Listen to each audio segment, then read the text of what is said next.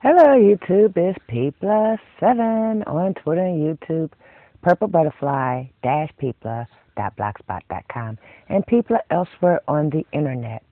I was about to detangle my hair, and then I happened to take a look at it, so I figured I'd share it with you. I had a twisted bang going across because obviously you can't have hair this long as a bang. And I had it in a puff earlier today, and when I took the puff off, I just happened to look at it, and it's good to let your hair be free every now and then. I mean, look at that. It's just, I finally have big hair. And I didn't have to blow dry it to get it that way or anything. I'm almost tempted to straighten it to see how long it's gotten because in its natural state, it's touching my shoulders. And usually, to get it to touch my shoulders, I have to straighten it or pull it out so you can see it. But it's touching my shoulders, and I haven't even elongated it. It's still shrunk. Anyway, I did want to show you the brushes because someone asked me how they look. The other video kind of cut off at the end, but this is my pouncer. I use red, hard, pretty, and pink acrylic on it. And one of my liner brushes. That's actually a color pattern called Jacquard by Patton's Crone, I believe. Hold on, let me find the bag. I keep the yarn in. Ha! When you need stuff to be available, it isn't. And when you're not looking for it, boom, there it is. So, anyway, it's a sock yarn by Patton's. I believe it's Croy. Yeah, there it is. Croy socks by Patton's, Jacquards. And this color combination is called, very teeny writing, Summer Moss Jacquard. That's what I use for the paintbrushes. So, this is the other one. As you can tell, it's not quite the same, but they are a match set. See, at the top you have green on one and red on the other. And then the color pattern changed the opposite direction.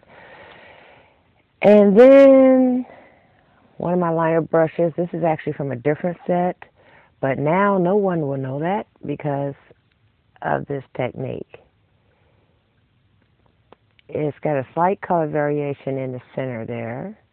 Then it goes to blue, then it goes to green. Okay, which is fine because my liner brush has that same green and white and blue at the end. Then my shader has all three colors. The bigger the paintbrush, and depending on where the stripe pattern is in the yarn itself, you might actually get a striped effect, or you might just get a two-toned effect. And this one came out all green. Well, it's actually a darker green at one end than it is the other end. And then you have one that's blue. Well, hold on. Make sure you'll be able to see that. So a heather blue to a green. Then the one that I was doing in the video. Nope, this isn't the one I saw in the video. Well, anyway, this is another one I did after that.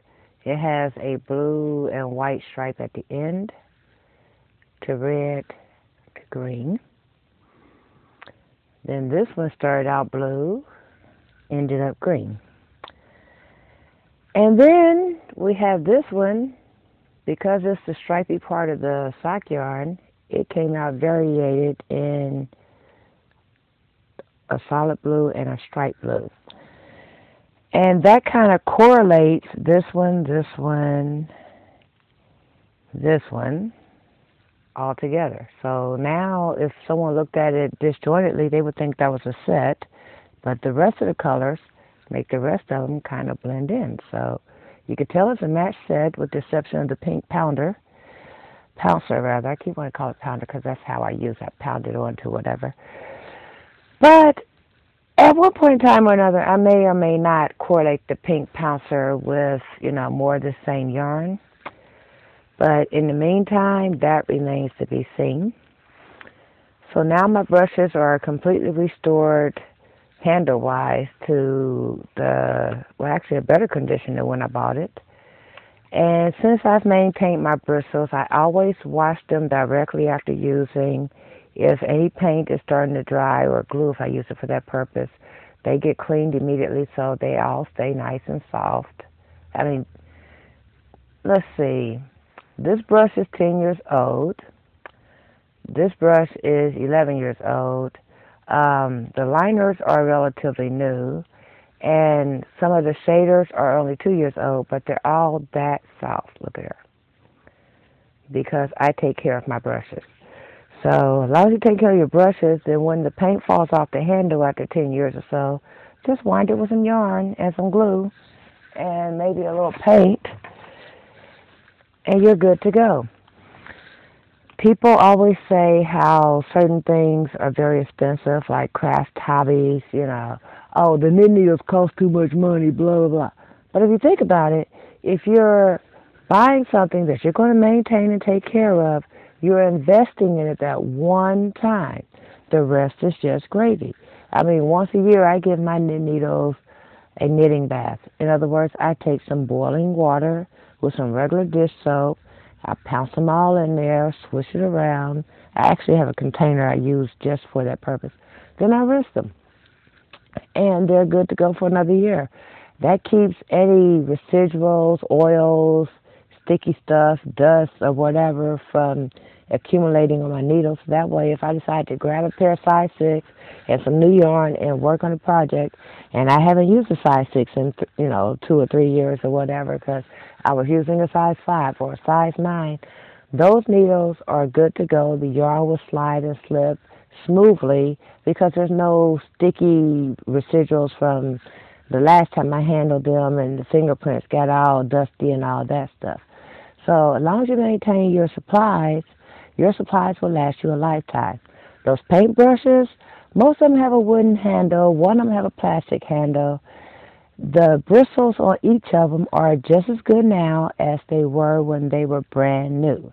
I only have one paintbrush that's unusable, and I use it to repair stuff because I made a mistake of sticking it in a nail kit that was, basically I use that nail kit for crafts. I don't use it for my nails because it was just awful. The chemicals in it was too strong, and I don't even know how it got marketed as a professional nail kit, because if you've ever had professional manicure, you know that stuff is totally different just from the smell. My hair is really starting to get long and in my face. Anyway, I just thought I'd update you on the paint brushes. I'm going to go, actually, I don't even need to detangle. Look at her. This new moisturizer is really, really working out. But I am going to comb through because that is my process.